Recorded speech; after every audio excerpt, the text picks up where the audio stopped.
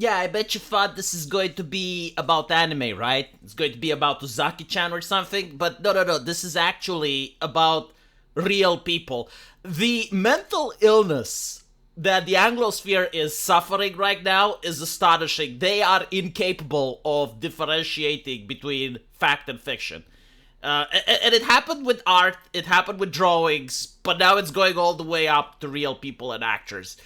So for those of you who are unaware, because you don't use Twitter or you don't use Reddit, thank God for you, there is this movement, I suppose, that scrutinizes anyone that draws, right? So if you draw a character with some big titties, it's haram. Like God himself is upset of what that happened. It's the God of wokeness, and it sends its waves of deranged individuals with various bizarre paraphernalia in their bio to attack and harass that person. Like for instance, if you have an artist that draws Rey from Star Wars with a cleavage, they will go after that person. And they will try everything possible in order to, like, do life ruination shit. If you have a person that draws Ariel from Disney and they race swap her, again, you know, like they make her white instead of black, people get unhinged. Like, literally, they can't sleep at night. This enrages them on Twitter. And there's a lot of scrutiny, especially when it comes to anime, right? Like people carbonate the characters, and for instance, in My Hero Academia, which is a safe for work anime, completely fine. There's no sex in it. It's not adults only or anything.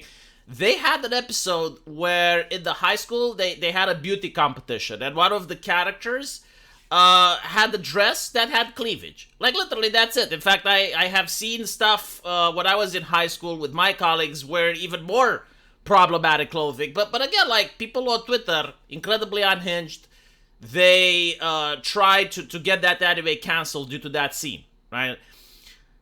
Now, meanwhile, while this is happening, you got OnlyFans, you got Twitch streamers, bathtub streamers, like you got all this other stuff, you know, like women actually showing their tits online. Perfectly fine, no one complains. In fact, if you complain, you're a misogynistic pig, right? So we now have this very bizarre culture where fictional characters are treated like real people, and real people are treated like fictional characters. Like, in other words, if you support the artist drawing Rey in that particular manner, like, people will attack you and they will send you death threats and everything as if you're not real. But they will treat Rey with the respect and admiration as it deserves. It's almost like they're worshipping the character. So now it actually escalated to the point where an actor who plays a role feels the need to remind these children online. It's like, hey, most people at the age of 2 are capable of differentiating between fact and fiction. Like they're able to tell that Jerry is not a real mouse, that Tom is not a real cat. Like, they're cartoons, okay? Like, they're make-believe. They're make-believe. They don't actually exist in the real world.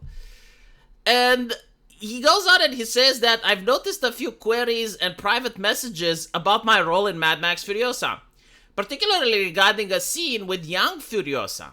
This is a very sensitive subject, and I want to emphasize that it's a fictional character. The details can be uncomfortable, and as an actor, my job is to portray the character based on the direction and script provided for me. I appreciate your understanding and support in recognizing the distinction between fiction and reality. Thank you. Now, unfortunately, I don't know what scene he is talking about, because I'm not one of those 4 people that actually went and saw a Mad Max movie without Mad Max.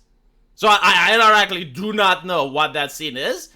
But the fact that the actor has to come out to say, hey, I'm acting, this is an acting gig.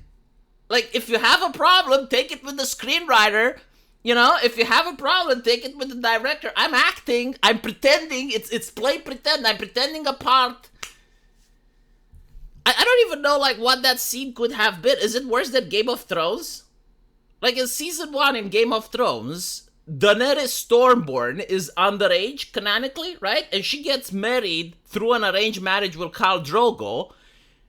She gets placed in the tent, and it happens. Is it worse than that? No, seriously, like, I'm asking. I haven't seen Mad Max Furiosa, but, like, there has been stuff done in the past in American media which is quite shocking, and that got a pass. Like, to be fair, America's just reverted their sensibilities for some reason. Like, when I grew up, and again, like, all of this is coming, not necessarily from the America, but the Anglosphere in general. Like, the rest of the world doesn't really think that way. Or, I mean, there are people that do think that way, but not a sufficient number of people in order to create movements. But when I grew up, there was this huge moral panic against violence.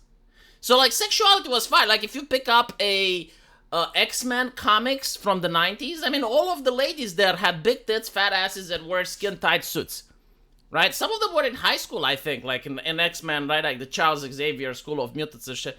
That didn't matter. Like, you could, as long as there was no nipple and no camel toe, like, it was fine. Like, that's how I grew up in the 90s. Almost every single cartoon was like that. They had no issue with sexuality, but when it came to violence, people freaked out, especially violence in cartoons, because it was like, why would you watch something like that? Why would you watch violence? Are you a psychopath? Like, do you enjoy seeing people hurt?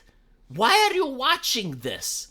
Are you a violent individual? Like, should I be worried? Are you going to snap? Are you going to become violent? And every single time on the news, for those of you who remember that are old as I am, every single time there was like a shooting or something like that, they would blame it on video games. It's like, oh, this guy played GTA, so it makes sense that he would commit a crime. Like, why would you play a game where you commit crimes if you're not a criminal, if you're not an unhinged psychopath?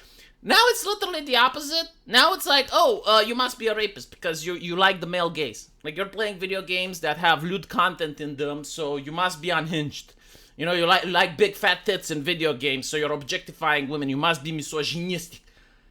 But, like, it's still the same thing. Like, it's still unable to differentiate between fact from fiction that they're doing.